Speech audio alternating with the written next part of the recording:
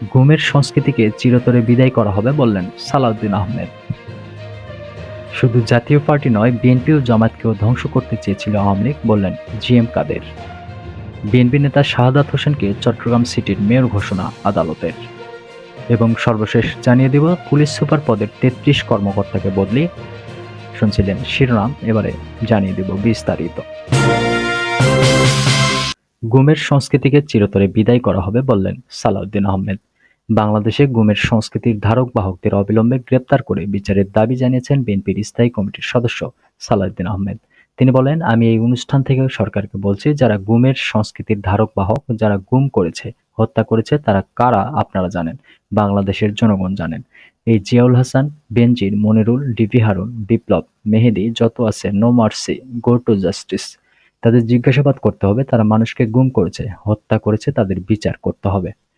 সোমবার বিকেলে জাতীয় জাদুঘরে গুম হওয়া ব্যক্তিদের পরিবারের দুর্ভোগ নিয়ে আয়োজিত এক অনুষ্ঠানে সালাউদ্দিন আহমেদ একথা বলেন। গুম, জান ও জবান শীর্ষক চিত্র প্রদর্শনী এই অনুষ্ঠানের আয়োজন করে মায়ের ডাক। অনুষ্ঠানে সালাউদ্দিন আহমেদ বলেন, সব জায়গায় ফ্যাসিবাদের দোসরেরা বসে আছে, এরা থাকলে আমরা কিভাবে বিচার পাবো।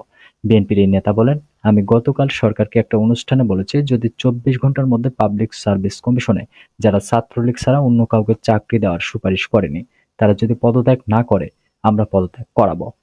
গুমের সঙ্গে জড়িতদের বিচারের লড়াইয়ে স্বজনদের পাশে বিএনপি থাকবে বলে জানান সালাউদ্দিন আহমেদ। তিনি বলেন, গুমের বিরুদ্ধে আমাদের সংগ্রাম অব্যাহত থাকবে। বাংলাদেশে যদি ভবিষ্যতে একটি গুমের ঘটনা হয়, একটি বিচার বহির্ভূত ঘটনা হয়, অবৈধ আটক আদেশের ঘটনা হয়, আমরা তাদের পাশে থাকব। এই প্রতিশ্রুতি আমরা দিচ্ছি। আমি স্পষ্টভাবে বলতে চাই, যারা গুমের ঘটনার সঙ্গে দায়ী, যারা গুম করেছে, হত্যা করেছে, তাদের অবিলম্বে গ্রেপ্তার করুন, তাদের বিচারের সম্মুখীন করুন। শুধু জাতীয় পার্টি নয়, বিএনপি ও জামায়াতকেও ধ্বংস করতে চেয়েছিল আওয়ামী লীগ বললেন জিএম কাদের। বিএনপি, জামায়াত ও জাতীয় পার্টিকে ধ্বংস করতে চেয়েছিল আওয়ামী লীগ, এমন মন্তব্য করেছেন জাতীয় পার্টির চেয়ারম্যান জিএম কাদের। তিনি বলেন, বিএনপি ও জামায়াতকে মামলা হামলা করে আর জাতীয় পার্টিকে বিভক্ত করে ধ্বংস করতে চেয়েছিল। সোমবার দুপুরে জাতীয় পার্টির চেয়ারম্যানের বনানীর কার্যালয়ে জাতীয় যুব সংহতির নেতাদের সঙ্গে এক মতবিনিময় সভায় জিএম কাদের এসব কথা বলেন। জিএম কাদের বলেন, আওয়ামী লীগ দানবীয় শক্তি দিয়ে রাজনৈতিক দলগুলোকে রাজনীতি করতে দেয়নি। বিএনপিকে জেল জুলুম করে ঘরছাড়া করেছিল, জামায়াতকে তো রাজনীতির মাঠে দাঁড়াতেই দেয়নি। আর ২০১৪ সাল থেকে জাতীয় পার্টিকে রাজনীতি করতে দেয়নি। নিজ দলের কথা উল্লেখ করে জিএম কাদের বলেন, ২০১৪ সালের পর থেকে আওয়ামী লীগ আমাদের মধ্যে একটি দালাল পার্টি তৈরি করে রেখেছিল।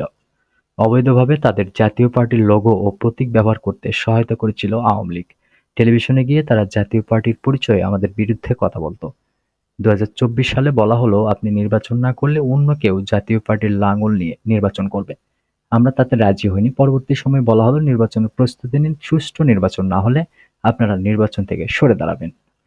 জিএম কাদের বলেন, আমরা নির্বাচনে না গেলে হয়তো অন্য একটি গ্রুপ জাতীয় পার্টির নামে নির্বাচনে যেত।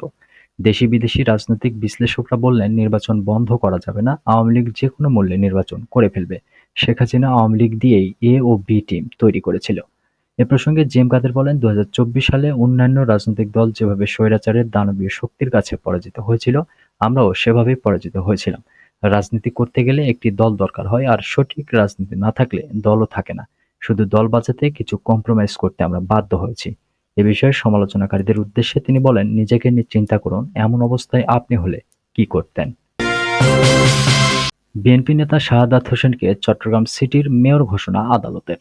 ৩ বছর আগে অনুষ্ঠিত চট্টগ্রাম সিটি কর্পোরেশন নির্বাচনে বিএনপির মেয়র প্রার্থী শাহাদাত হোসেনকে জয়ী ঘোষণা করেছেন আদালত। আগামী ১০ দিনের মধ্যে এ বিষয়ে প্রজ্ঞাপন জারির জন্য আদালত সরকারকে নির্দেশ দেন। মঙ্গলবার চট্টগ্রাম প্রথম যুগ্ম জেলা জজ ও নির্বাচনী ট্রাইব্যুনালের বিচারক খায়রুল আমিন এ রায় দেন। বাদীর আইনজীবী মফিজুল হক ভূঁইয়া বলেন, ২০২১ সালে অনুষ্ঠিত চট্টগ্রাম সিটি কর্পোরেশন নির্বাচনে কারচুপির প্রমাণ পেয়েছেন আদালত। এজন্য বিএনপির প্রার্থী শাহাদাত হোসেনকে মেয়র ঘোষণা করেছেন। আগামী ১০ দিনের মধ্যে এ সংক্রান্ত প্রজ্ঞাপন জারির আদেশ দিয়েছেন। ছাত্র জনতার বিক্ষোভে গত ৫ই আগস্ট আওয়ামী লীগ সরকারের পতনের পর তৎকালীন সিটি কর্পোরেশনের মেয়র মোহাম্মদ রেজাউল করিম চৌধুরী আর কার্যালয়ে আসেননি। মেয়রকে অপসারণ করে ১৯ আগস্ট চট্টগ্রাম বিভাগীয় কমিশনার মোহাম্মদ তোফায়েল ইসলামকে প্রশাসক হিসেবে নিয়োগ দিয়েছে সরকার। এরপর আদালত থেকে আজ নতুন নির্দেশনা এলো।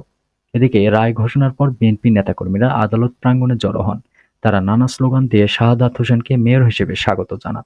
2021 সালের 24 ফেব্রুয়ারি নির্বাচনী ট্রাইব্যুনালের চট্টগ্রাম সিটি কর্পোরেশন নির্বাচনে কারচুপির অভিযোগে 9 জনকে বিবাদী করে মামলাটি করেছিলেন নির্বাচনে বিএনপির মেয়র প্রার্থী নগর বিএনপির সাবেক আহ্বায়ক শাহাদাত হোসেন।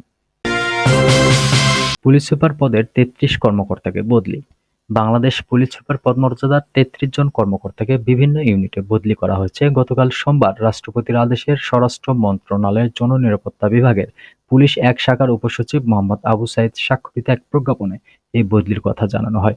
এর আগে সেপ্টেম্বরের 1 তারিখে পুলিশ সুপার পদমর্যাদার 41 জন কর্মকর্তাকে বদলি করা হয়েছিল।